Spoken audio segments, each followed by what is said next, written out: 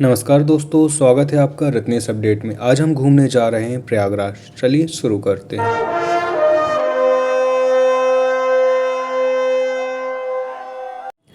अकबर का किला प्रयागराज में संगम के निकट स्थित इस किले को मुगल सम्राट अकबर ने 1575 में बनवाया था। वर्तमान में इस किले का कुछ ही भाग पर्यटकों के लिए खुला रहता है, बाकी हिस्से का प्रयोग भारतीय सेना करती है।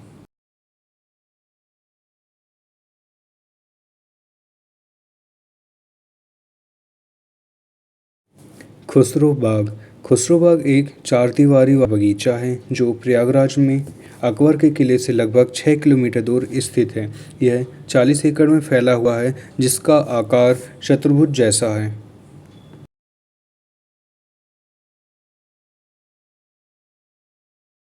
प्रयागराज स्थित इस विशाल बाग में खुसरो, उनकी बहन और उनकी राजपूत माँ का मकबरा स्थित है। खुसरो सम्राट जहांगीर के सबसे बड़े पुत्र थे। जहांगीर के पुत्र खुसरो के नाम पर ही इसका नाम खुसरो बाग पड़ा। इस बाग में 3 मकबरे हैं। पहला मकबरा शहजादा खुसरो का है। आनंद भवन म्यूजियम आनंद भवन भारत के प्रयागराज में नेहरू परिवार पर केंद्रित एक ऐतिहासिक संग्रहालय है। 1930 के दशक में भारतीय राजनीतिक नेता मोतीलाल नेहरू ने नेहरू परिवार के निवास के रूप में खरीदा था। देश की आज़ादी के पहले आनंद भवन कांग्रेस मुख्यालय के रूप में रहा और उससे भी पहले राजनीतिक सरगर्मियों का केंद्र रहा।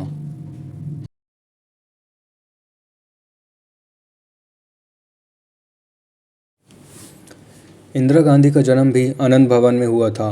विरासत में बचा आनंद भवन इंदिरा गांधी ने भी प्रधानमंत्री बनने के बाद 1 नवंबर 1970 को जवाहरलाल नेहरू स्मारक नीति को सौंप दिया। 1971 में आनंद भवन को एक स्मारक संग्रहालय के रूप में दर्शकों के लिए खोला गया। फिलहाल आनंद भवन और नेहरू परिवार के बारे में तमाम जानकारियां कहानी किस्सों के रूप में शहर की गलियों कूचों में पूछताछ करने पर मिलती हैं, जो पीढ़ी दर पीढ़ी लोग एक से दूसरे से सुनते आए हैं।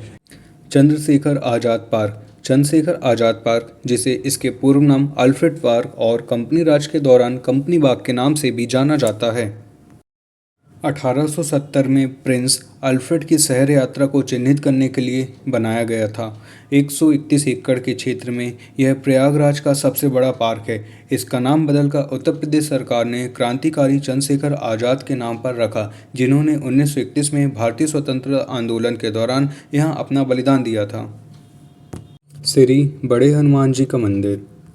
अगर आप प्रयागराज गए हैं, गंगा संगम गए हैं और लेटे हुए हनुमान जी के दर्शन नहीं किए तो आपकी यात्रा अधूरी मानी जाती है।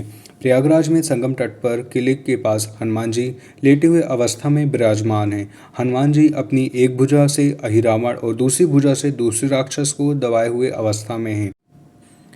यह एकमात्र मंदिर है जिसमें हनुमान जी लेटी हुई मुद्रा में हैं। यहाँ पर स्थापित हनुमान जी की प्रतिमा 20 फीट लंबी है। ऐसा माना जाता है कि गंगा जी का पानी हनुमान जी को स्पर्श करता है और उसके बाद गंगा का पानी उतर जाता है। त्रिवेणी संगम प्रयागराज। ऐसा माना जाता है कि त्रिवेणी संगम वही स्थान है जहाँ देवताओं के हाथों से अमृत की बूंद गिरी थी।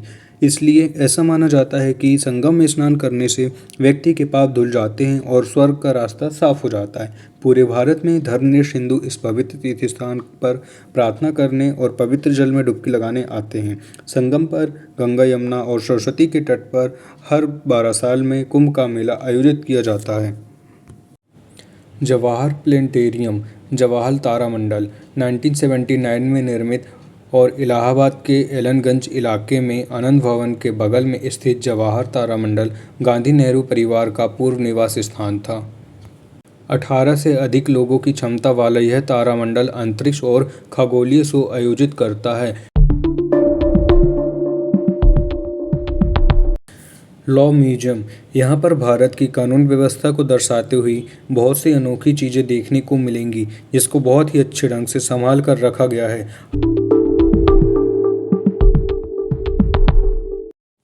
यहाँ पर हाई कोर्ट के बिल्डिंग का एक मॉडल भी रखा हुआ है और ये है जज का सेरिमोनियल गाउन। यहाँ पर बहुत सारा विंटेज आइटम रखा हुआ है, जिसे आप सेल काउंटर से परचेस भी कर सकते हैं।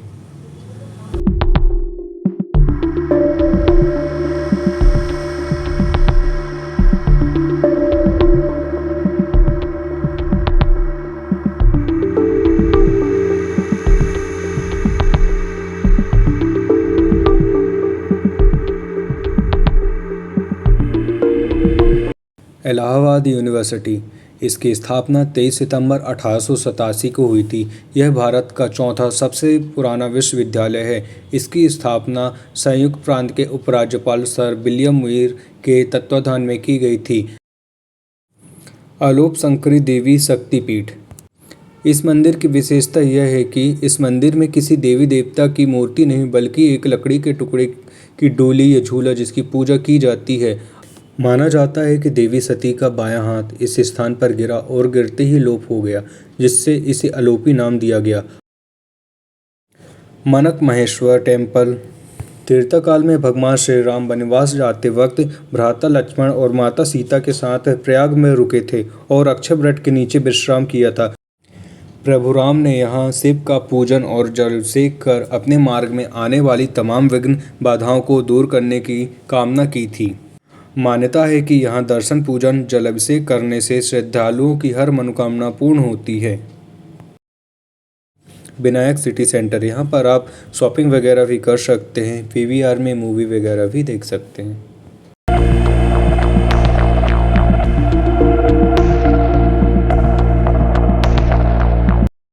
New Yamuna bridge. उत्तर प्रदेश के प्रयागराज में यमुना नदी पर बनाया गया यह ब्रिज बहुत ही खूबसूरत है, जिसका निर्माण 2004 के अंत में किया गया था। आज की वीडियो यहीं पर समाप्त करते हैं। आपको ये वीडियो कैसे लगी कमेंट बॉक्स में ज़रूर बताएं। Thank you.